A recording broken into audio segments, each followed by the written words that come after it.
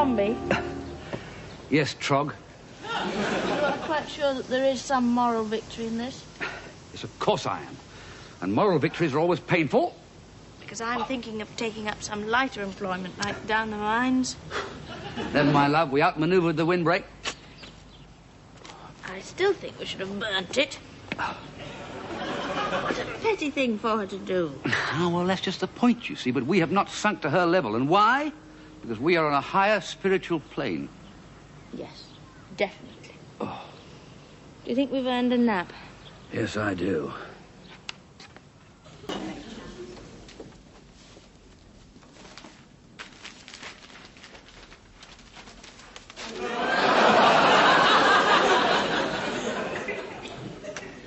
Yes? Thank you. Now tell me, why have you erected my windbreak in the wrong place? It isn't. That's where you wanted it. Originally, yes. But after consultation with my neighbours, I agreed to move it. Well, how was I to know that? I'm not psychic. But you are impertinent, Mr. Bailey. I went out early this morning, so I left a note. I didn't read no note. That is transparently obvious. It does not alter the fact that I left one. Now, did you or did you not see a pale blue envelope sellotaped to the handle of your pickaxe this morning? Yes, I did. And what was written on that envelope? NB. Well? Well, I'm not N. Bailey, I'm Arthur Bailey, A.B. You stupid man. Talk to me like that. I can because I pay your wages. And get off my carpet. For your information, Mr. Bailey, NB means nota bene. Who? It's Latin. Oh, well, I come from Balham. Very well. The fact that you come from Balham probably does excuse your ignorance of even elementary Latin. It does not excuse ignoring a written instruction which is sellotaped to the handle of your pickaxe. Written instructions are for white-collar workers. I'm manual. I see. So unless a sign reads, "Keep off the grass, Mr. Bailey, and all other manual workers," you ignore it, do you? I didn't mean that. Well, what do you mean, Mr. Bailey? Well, I mean, it's up now. It's a fait accompli. Oh, so we know French in Balham, but not Latin. Figure of speech, it's up. Well, then take it down again. Why? So that my neighbours don't think I have gone back on my word of honour. Now, kindly move my windbreak. Say I said no.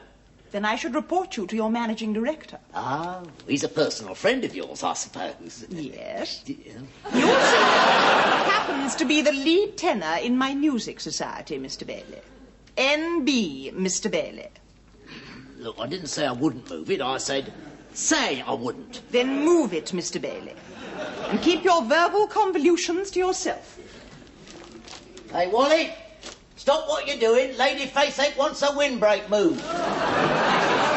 I heard that.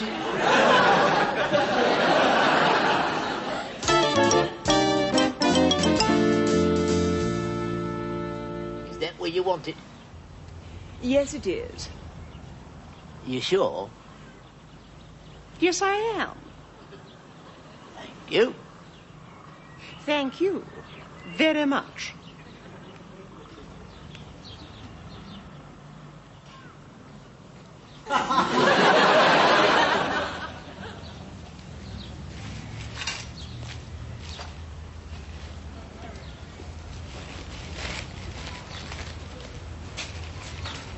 Devil's that thing doing there?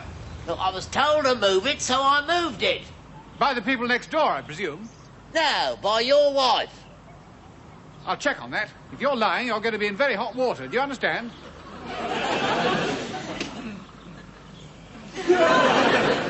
Hurry up, Wally. Sooner we're out of here, the better. What a beautiful evening. Evening, Miss Bailey. Good evening.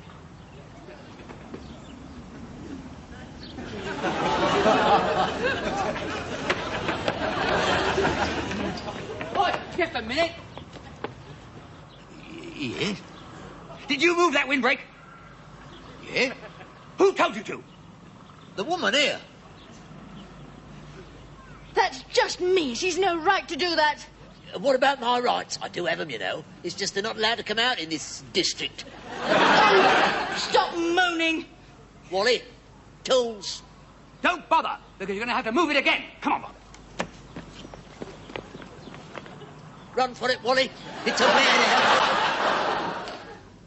What are you doing, darling? Now I'm going to do the drinks. Say hello in a moment, Jerry. All right.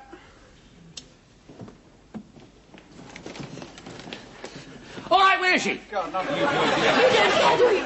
You don't care at all. I don't care, Barbara, because I don't know what's going on. Oh, don't give me that. Don't tell me that you have noticed that it's been moved. Yes, I have. Well, we didn't move it, so she must have. Well, he said she had, but I haven't had a chance to ask you. Well, when you ask her and she says no, she's lying, because she did, or he wouldn't I have. wanted it moved this morning. That was this morning. It was in the wrong place this morning. If you'd moved it this morning, it would be in the right place, but you didn't move it, so it's in the wrong place. So answer that. How can I? It's gibberish. It's bad manners.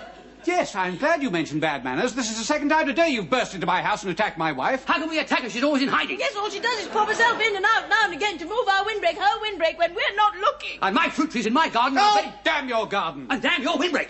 Language? What is going on? Oh, Margaret, she's show your face, you Be chicken. quiet, the pair of you. One more word out of either of you, and I swear I shall throw you both out of the French windows. Now, Margot, will you please tell us, as simply as possible, why this piffling affair of the windbreak has been blown up into such giant proportions? Very well, Jerry.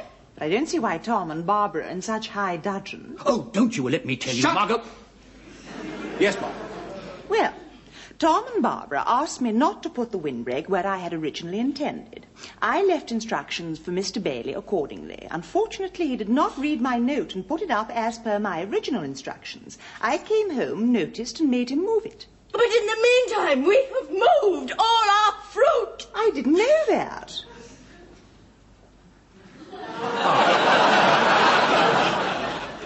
We may have jumped to conclusions here. Obviously. Well, that's that sorted out. Good evening, Jerry. Good evening, Margot. Good evening, Barbara. Good evening, Tom. Good evening, Margot. Good evening, Margot. Good evening, Jerry. Good evening, Barbara. Good evening, Jerry.